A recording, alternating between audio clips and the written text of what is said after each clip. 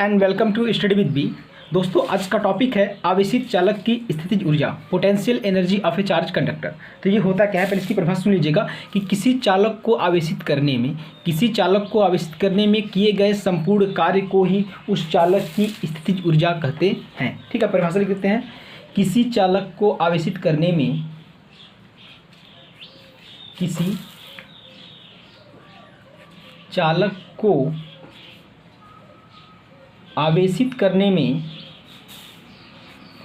चालक को आवेशित करने में किए गए संपूर्ण कार्य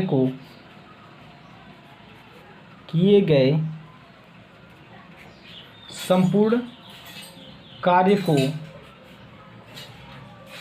उस चालक की स्थितिज ऊर्जा कहते हैं। उस चालक की स्थितिज ऊर्जा कहते हैं। ठीक है, कि किसी चालक को आवेशित करने में किए गए संपूर्ण कार्य को ही उस चालक की स्थितिज ऊर्जा कहते हैं। ठीक है, तो अब देखिए क्या होता है। जैसे हमने अब चलिए थोड़ा डिविजन को देखते हैं कि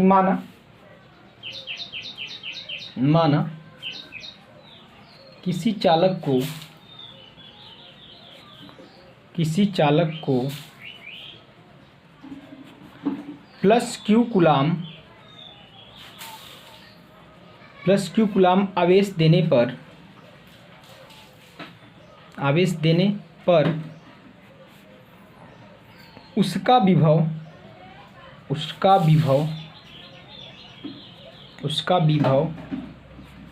शून्य से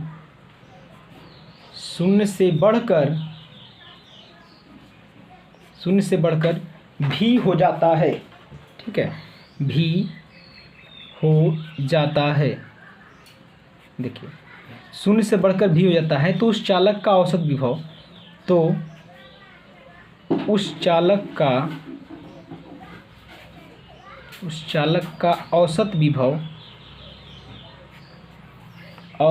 कितना हो जाएगा भाई। देखिए, तो उस चालक का औसत विभव पहले कितना था, 0 था, प्लस फिर बाद में कितना हो गया V/2, है ना, इक्वल्स टू कितना हो जाएगा भाई, ये हो जाएगा आपका V/2 हो जाता है। चलिए ठीक, तो हो जाता है। तो आवेशित करने में किया गया कार्य कितना होगा, चालक को आवेशित करने में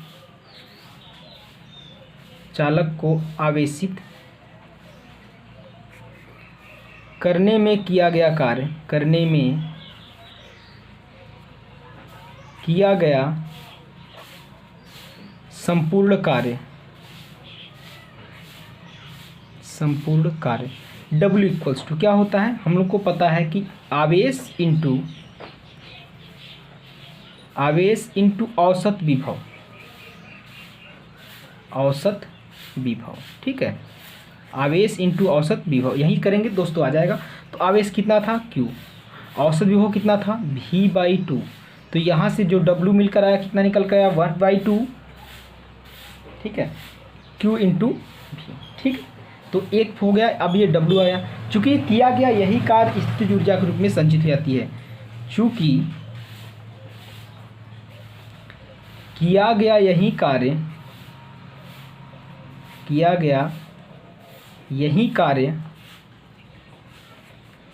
चालक में स्थितिज ऊर्जा के रूप में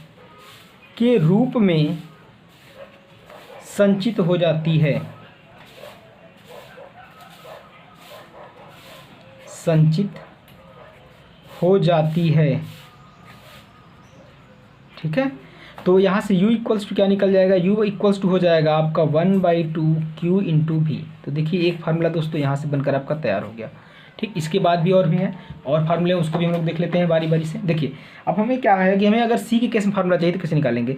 हमें पता है कि सर V इक्वल्स टू क्या होता है, C इक्वल्स टू होता है, C इक्वल्स टू पता है Q/V होता है। यहाँ से V की वैल्यू निकालिएगा तो क्या निकलेगा, तो V बराबर निकल जाएगा यहाँ से आपका Q/C। तो Q अपॉन C, इसकी वैल्यू यहाँ रखिएगा। तो U बराबर क्या निकलेगा यहाँ से, देखिए तो यहाँ से जो U बराबर निकलेगा तो Q है यहाँ पर, तो भी देखिए हो जाएगा तो Q स्क्वायर अपॉन C, यानी 1/2 Q स्क्वायर बाई C।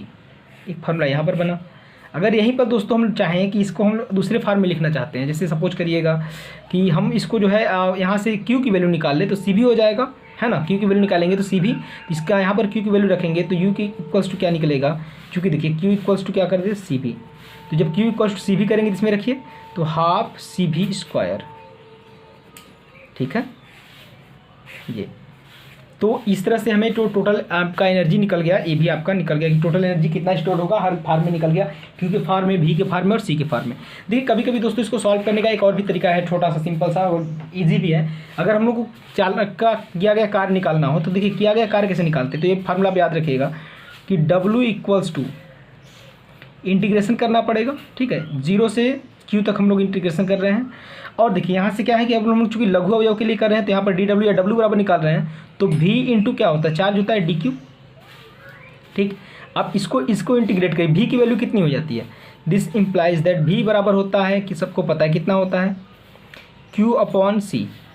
तो Q अपॉन C होता है तो यहाँ पर इसकी वैल्यू रख दीजिएगा, तो W इक्वल्स टू हो जाएगा यहाँ से इंटीग्रेशन 0 to Q करिएगा और यहाँ से हो जाएगा Q अपॉन C और यहाँ पर हो जाएगा DQ, ठीक है। अब यहाँ से एक फार्मूला देखिए आपका ये भी बन गया। अगर आप चाहें तो इसको इंटीग्रेशन करके आप इसको निकाल सकते हैं, तो इस तरह से ये भी आप काम कर सकते हैं, ये भी। लेकिन आपका जो एग्जाम में डेरिवेशन आएगा तो आपको ये वाला डेरिवेशन आएगा, इसको आप पूरे अपने से अच्छे से कर लीजिएगा, ठीक है, कि आवेशित चालक की स्थितिज ऊर्जा क्या होती है, कितनी होती है, कैसे होती है। बहुत इंपॉर्टेंट डेरिवेशन है, ठीक है। तो चलिए आइए चलते हैं नेक्स्ट टॉपिक पर। हाँ दोस्तों देखिए आपके सामने जो हेडिंग है समांतर प्लेट संधारित्र की धारिता। अगर हमारे पास कोई समांतर प्लेट संधारित्र है तो उसकी धारिता क्या होगी इसको समझते हैं। तो पहले इसको देख लीजिए, फिगर समझ लीजिए आप कि आपके सामने दो प्लेट हैं, X और Y, दो प्लेट हैं आपके सामने। और इन दोनों प्लेट को जो है आप यहाँ से देखिए वायर से इसको जोड़ा गया है और एक वायर से यहाँ निकालकर इसको अर्थ कर दिया गया है। तो पहले प्लेट को हमने प्लस Q आवेश दिया है। पहले प्लेट को जब हमने प्लस Q आवेश दिया तो उसके प्रेरण के द्वारा, इंडक्शन के द्वारा उसके विपरीत वाले प्लेट पर जो होता है ऋण आवेश, अंदर की तरफ क्या आता है, ऋण आवेश आ जाता है। और उसके जो बाहरी परत है इस पर क्या आ जाएगा, प्लस आवेश आ जाता है। दोस्तों इसको आप याद रखिएगा। तो अगर हम लोग इसको आवेश देंगे, यहाँ से इसको प्लस आवेश दिए तो यहाँ पर जो दूसरा प्लेट है और यहाँ पर दूसरे प्लेट पर जो होता है यहाँ से, तो इस पर आ जाएगा आपका माइनस चार्ज, ठीक है। और माइनस चार्ज की अगर इस पर जो है इस तरफ बाहरी तरफ आ जाएगा प्लस चार्ज। और इस प्लस का संबंध हम लोग आकर अर्थ से कर दिए। देखिए अर्थ का मतलब जनरली होता है दोस्तों निगेटिव, ठीक है। अगर निगेटिव इसको जोड़ते हैं तो उसको हम लोग अर्थ से ही कहते हैं। अर्थ कहते हैं मतलब अर्थ करना ही मतलब नहीं कि उठाकर जमीन में जोड़ दें, क्योंकि हम लोग आगे बहुत से इलेक्ट्रॉनिक सर्किट पढ़ेंगे, इलेक्ट्रिकल सर्किट पढ़ेंगे, तो वहाँ पर अर्थ लिखा रहेगा। तो अर्थ का मतलब हर जगह ये नहीं रहेगा कि आप उसको ले आकर के आप अर्थ से जोड़ दें। उसका मतलब होता है किसी उसी प्लेट में किसी जो है किसी नेगेटिव पार्ट से उसको जोड़ देते हैं, उसी को हम लोग क्या कहेंगे, अर्थ कहेंगे।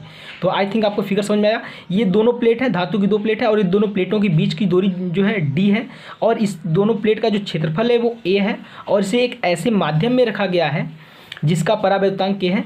और देखिए ये दो इंसुलेटेड स्टैंड है, इसको हम लोग कहेंगे स्टैंड है, जो विद्युत रोधी स्टैंड है, जिसका पृथ्वी से कोई संबंध नहीं है। अगर पृथ्वी संबंध हो जाएगा तो फिर हमारे चार्ज करने का कोई मतलब नहीं रह जाएगा। ये विद्युत रोधी स्टैंड, इसको हम लिख देते हैं यहाँ से, चलिए विद्युत रोधी स्टैंड, ठीक है, विद्युत रोधी स्टैंड, ये दोनों विद्युत रोधी स्टैंड है। तो अब यहाँ से हम लोग देखते हैं, इसमें लिखते हैं पहले हम, अब मान कर लिखते हैं, चलिए लिखते हैं। देखिए माना X तथा Y धातु की दो प्लेटें हैं, ठीक है। माना X तथा Y धातु की दो प्लेटें हैं जिन्हें एक ऐसे जिनके भी एक मिनट, धातु की दो XY दो प्लेटें हैं जिनका क्षेत्रफल लिख देते हैं दोस्तों, चलिए एक मिनट, जिनका क्षेत्रफल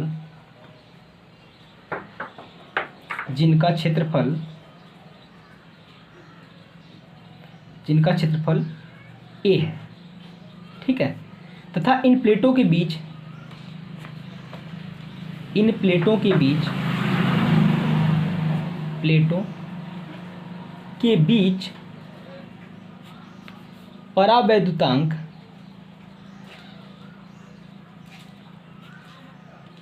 परावैद्युतांक k है तथा इन प्लेटों के बीच परावैद्युतांक k है।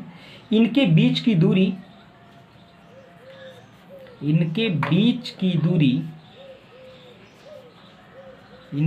की दूरी स्मॉल d है। ठीक है। प्लेट यक्स को प्लस q आवेश देने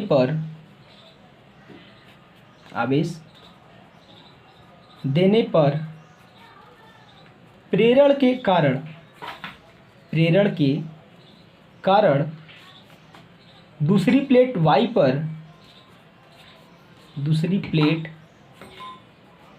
पर अंदर की ओर -q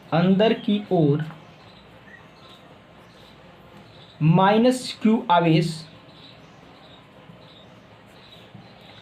उत्पन्न हो जाता है।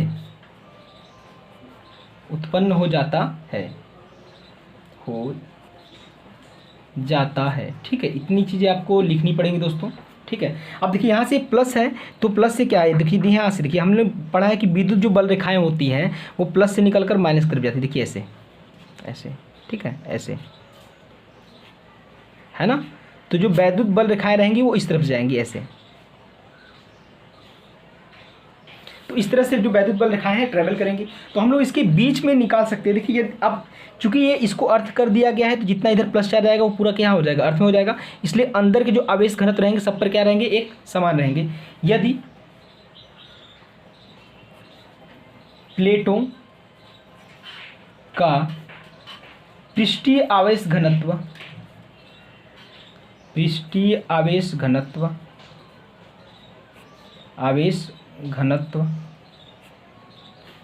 सिग्मा हो तो प्लेटों के बीच वैद्युत क्षेत्र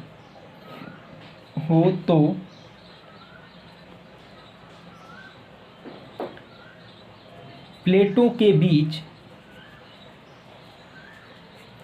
के बीच वैद्युत क्षेत्र। ठीक है, प्लेटों के बीच वैद्युत क्षेत्र।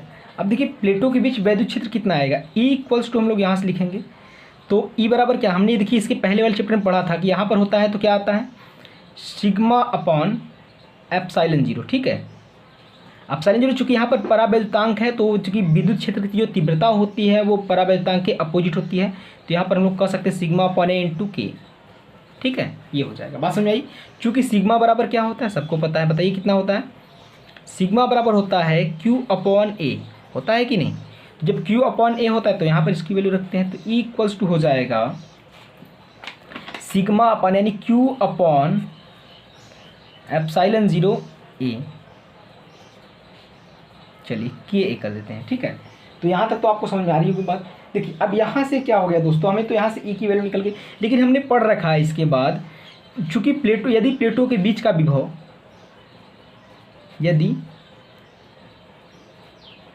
प्लेटों के बीच का विभव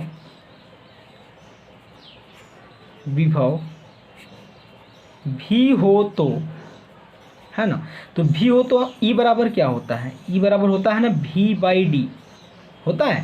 तो यही इसी V की वैल्यू यहाँ पर रख दीजिएगा, E की वैल्यू। तो जब E की वैल्यू यहाँ पर रखेंगे तो क्या हो जाएगा, तो V upon D equals to हो जाएगा Q upon K A epsilon 0 E। ठीक है, अब यहाँ से क्या है दोस्तों, हम लोग इसको करते हैं, यहाँ से V को इसके नीचे लाइए और इसको इस तरह करते हैं। This implies that V upon Q equals to D upon K A epsilon 0 ए, जी बिल्कुल, D upon K A epsilon 0। अब देखिए यहाँ से क्या होता है, हमने पढ़ रखा है सर C बराबर क्या होता है। चूँकि यदि प्लेटों की धारिता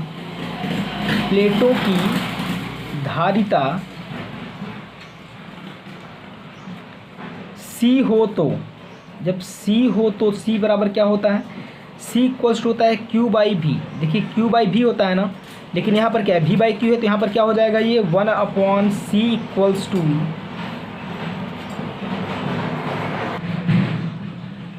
देखिए तो 1/c इक्वल्स टू हो जाएगा d/KA/0, ठीक है। तो अब यहाँ से क्या हो जाएगा, यहाँ पर डी सी बराबर क्या हो जाएगा, सब ऊपर नीचे कर दीजिए, यहाँ पर तिरे गुणा कर दीजिए, तो KA/0 E/d, ठीक है। एक तो फार्मूला ये बन गया दोस्तों, आप यहाँ से देख रहे हैं, ठीक है।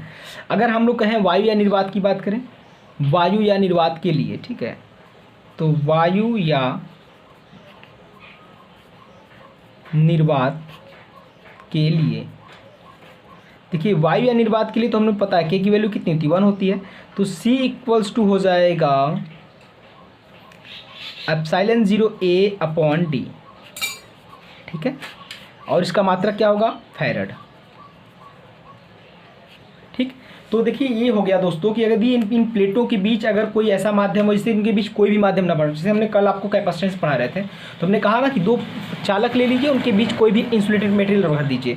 तो यहाँ पर भी देखिए कुछ वैसे ही है कि दो चालक हैं, यहाँ पर इनके बीच कोई इंसुलेटेड मटेरियल है, अगर एयर भी है तो भी चलेगा, चूँकि एयर भी आपका एक इंसुलेटेड मटेरियल ही होता है, यानी विद्युत रोधी पदार्थ ही होता है, ठीक है। अब यहाँ पर अब इसके अंदर कोई पदार्थ भर दिया जाता है, सपोज करिए कोई ऐसा विद्युत रोधी पदार्थ भर दिया जाता है जिसका परावर्तनांक K होता है, तब वहाँ पर ये वाला फॉर्मूला रहेगा, और कुछ नहीं रहेगा तो ये वाला रहेगा, ठीक है। तो इस तरह से इसको हम लोग एयर कैपेसिटर बोलते हैं। अगर इसमें कोई पदार्थ नहीं भरा जाएगा, यानी इसमें कोई भी परावैद्युत पदार्थ नहीं भरा जाएगा, तो उसको हम लोग कहेंगे एयर कैपेसिटर। यदि कोई भर दिया गया तो जो पदार्थ भरा जाएगा उसका नाम हो जाएगा। जैसे इसमें इनके बीच सिरेमिक भर दिया जाता है तो उसको हम लोग कहेंगे सिरेमिक कैपेसिटर, ठीक है। और इसके बाद अगर पेपर भर दिया जाता है, कागज़, अगर कागज़ भर दिया जाए तो उसको कहेंगे पेपर कैपेसिटर, ठीक है। और पेपर कैपेसिटर का यूज भी होता है फैन वगैरह में। तो चलिए आइए हम लोग देखते हैं आगे, अगली हेडिंग है कि इसकी निर्भरता कैसे होती है और कैसे ये डिपेंड करता है, ठीक है। आइए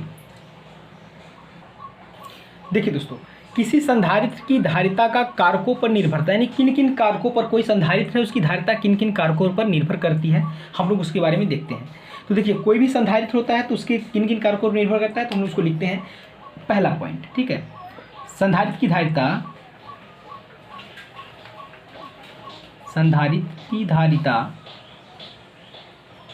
संधारित्र की धारिता निम्न कारकों पर निर्भर करती है ना, निम्न कारकों पर निर्भर करती है। ये देखिए दोस्तों आपको बहुत इंपॉर्टेंट है, इसको आपको याद करना पड़ेगा, तो अच्छी बात है कि आप किन निम्न कारकों पर निर्भर करती है। इसमें पहला और दूसरा बारी बारी से हम लोग हेडिंग बाई हेडिंग देखेंगे किसका निर्भर करता है और कैसे निर्भर करता है। तो हम लोग पहले देखते हैं प्लेटों के बीच की दूरी पर, ठीक है। प्लेटों के बीच की दूरी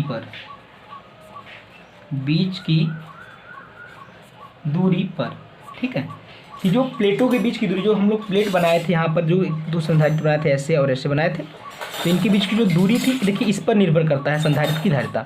अब वो कैसे निर्भर करता है हम लोग उसको देखते हैं कि जैसे ये था आपका प्लस था, है ना, ये प्लस था और ये आपका माइनस हो गया था। अब इनके बीच ये कैसे निर्भर करता है हम लोग उसको देखते हैं। तो देखिए हम लोग फार्मूले में क्या था, हम लोग पढ़ रखा है कि चूँकि जो होता है फार्मूला जो C बराबर होता है, चूँकि अभी हमने डेरिवेट किया, C इक्वल्स टू होता है K ε0 A/d, ये होता है। तो देख रहे हैं यहाँ से सूत्र से ज्ञात है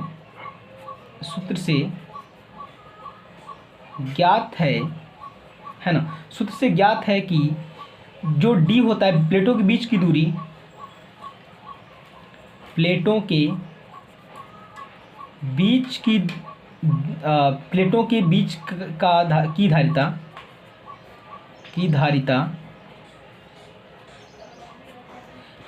बीच की दूरी पर निर्भर करता है। प्लेटों की धारिता या चलिए पढ़ देते हैं। प्लेटों की धारिता प्लेटों के बीच की दूरी पर दूरी के व्युत्क्रमानुपाती होता है, ठीक है।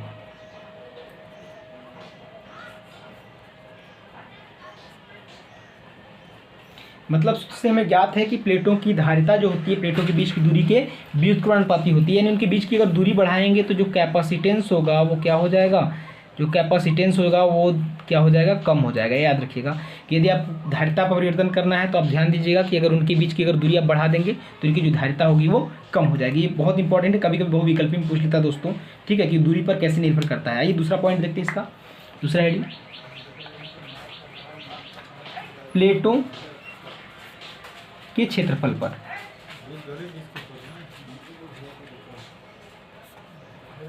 ठीक है, देखिए तो प्लेटों के क्षेत्रफल पर ये कैसे निर्भर करेगा उसको देखते हैं। देखिए यहाँ से आप देखिए फार्मूला हमारे पास सीधे सीधे डायरेक्ट मिल रहा है कि C इक्वल्स टू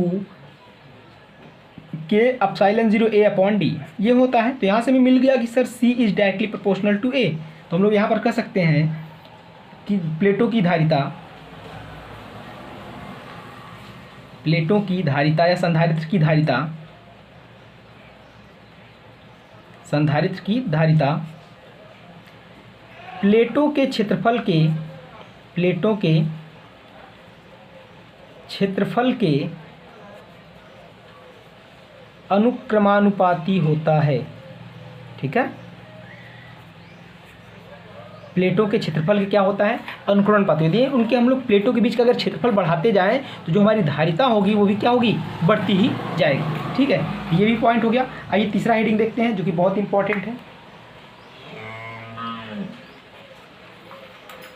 प्लेटों के बीच परावैद्युत माध्यम पर।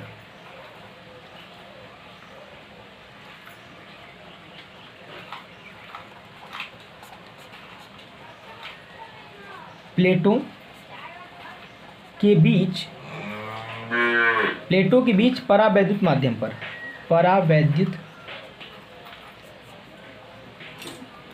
पर। ठीक है, देखिए तो प्लेटों के बीच जो परावैद्युत माध्यम है उस पर क्या होगा। तो हम देख रहे हैं फार्मूले से में क्या पता चल रहा है कि सर यहाँ से K इक्वल्स टू मिल जाएगा, C equals to K epsilon 0 A upon D ये होता है। तो हम लोग यहाँ से कह सकते हैं कि sir C is directly proportional to K, यानी प्लेटों की वैद्युत धारिता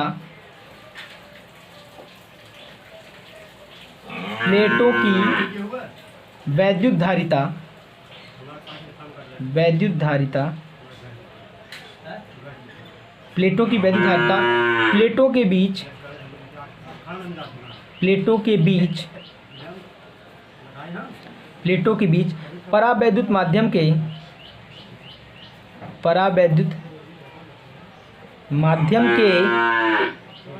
अनुक्रमानुपाती होता है। अनुक्रमानुपाती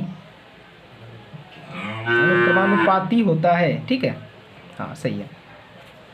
तो यहाँ से आपको ये मिला कि यदि इनके बीच अगर हम लोग अधिक परावैद्युतांक वाला पदार्थ कोई भरेंगे तो हमारी जो धारिता होगी वो क्या होगी, दिन पर दिन बढ़ती चली जाएगी। ठीक है, तो यहाँ से हमारे बीच तो ये हो गया दोस्तों। एक यहाँ पर अगर हम लोग कोई परावैद्युत का एक फार्मूला अगर डेरिवेट करना चाहें तो वो भी कर सकते हैं।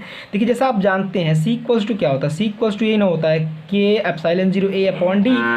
एक इक्वेशन इसको बनाइएगा, और एक हम लोग अगर एयर की बात करें तो एयर के लिए क्या था, C0 equals to epsilon 0 A upon D। अगर इन दोनों को डिवाइड करेंगे तो आपको मिलेगा क्या, दिस इम्प्लाइज, इसको समीकरण नंबर 2, अगर समीकरण 1 और 2 को डिवाइड करेंगे तो C upon C0 equals to हो जाएगा कितना, K। तो आप इससे भी परावैद्युतांक की एक परिभाषा बोल सकते हैं कि माध्यम की वैद्युत धारिता और निर्वात की वैद्युत धारिता के अनुपात को उस पदार्थ का परावैद्युतांक कहते हैं। ठीक है, ये भी आप परिभाषा बोल सकते हैं। तो बस दोस्तों लगभग में ये टॉपिक खत्म होने वाला है, 2-3 टॉपिक और हेडिंग और बचे हैं तो उसको भी हम लोग जल्दी जल्दी डिस्कस कर लेंगे। ठीक है, तो आज के लिए इतना ही। मस्त रहें, व्यस्त रहें और पढ़ते रहें। नमस्कार।